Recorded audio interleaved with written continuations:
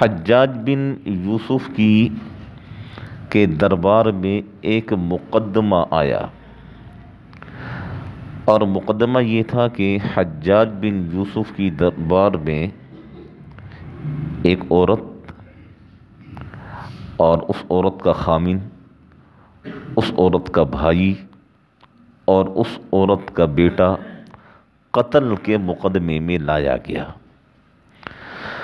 تو حجاج بن یوسف نے وہ جو ایک خاتون ان کے ساتھ آئی تھی، اس خاتون سے کہا کہ دیکھو، ان تین مردوں میں ایک تمہارا خامند ہے، ایک تمہارا بیٹا ہے، ایک تمہارا بھائی ہے، تم ان میں سے ایک آدمی کی سفارش کر سکتی ہو جسے میں زندہ چھوڑ دوں گا۔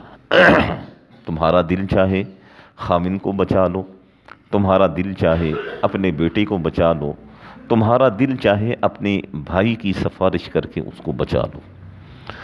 تو اس زمانے کی خواتین بھی بڑی حاضر دماغ ہوا کرتی تھی۔ اس خاتون نے حجاج بن یوسف سے کہا کہ میرے بھائی کو زندہ چھوڑ دو، میرے خامند کو بھی بے شک قتل کر دو، میرے بیٹے کو بھی قتل کر دو۔ حجاج بن یوسف نے کہا بڑی بیوقوف عورت ہے، اپنے بھائی کو بچا رہی ہے اور اپنے لخت جگر اور اپنے سر کے تاج کو نہیں بچا رہی، اس کی کیا وجہ ہے؟ تو اس خاتون نے حجاج بن یوسف کو لاجواب کر دیا۔ اس خاتون نے کہا کہ میرے خامند کو قتل کر دے، میں ابھی جوان ہوں، یہ خامند قتل ہو جائے گا، میں دوسرا نکاح کر لوں گی، خامند میرے پاس پھر آ جائے گا۔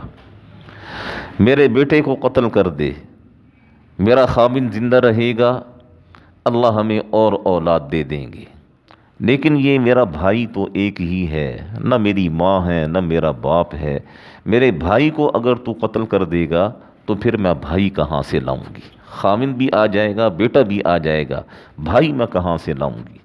تو حجاج بن یوسف اس خاتون کی ذہانت پر بڑا حیران ہوا، اور حجاج بن یوسف نے اس خاتون سے کہا کہ تیری اس ذہانت، تیری اس حاضر جوابی کی وجہ سے میں تیرے خامند کو بھی چھوڑ رہا ہوں، تیرے بیٹے کو بھی چھوڑ رہا ہوں، اور تیرے بھائی کو بھی چھوڑ رہا ہوں۔ ایک خاتون نے اپنی عمدہ گفتگو سے اور اپنی حاضر جوابی سے اپنے خامند کو بھی بچایا، اپنے بیٹے کو بھی بچایا، اور اسی طریقے سے اپنے بھائی کو بھی بچایا۔ وہ خواتین تھیں، خواتین، یہ آج کل کی خواتین نہیں، جو یہ آج جو ایک رسم بد ہے ویلنٹائن ڈے، جو اس میں پھنسی ہوئی ہیں، جس میں نہ حلال رشتے کا کوئی احترام، نہ حرام رشتے کا کوئی پتہ، اور ہماری نوجوان نسل پتہ نہیں کن راستوں پر چل پڑی ہے۔ یاد رکھیں یہ سراسر تباہی ہی تباہی کے راستے ہیں، عافیت والا ان میں سے کوئی راستہ نہیں ہے۔ عافیت والا ایک ہی راستہ ہے کہ رشتوں کی پہچان رکھیں، حلال جو رشتے ہیں انہیں اپنے قریب کریں، سینے سے لگائیں، اور حرام رشتوں سے کوسوں دور رہیں۔ جو چیز اللہ نے، جو مزہ اللہ نے حلال میں رکھا ہے، یاد رکھیں وہ حرام میں نہیں رکھا۔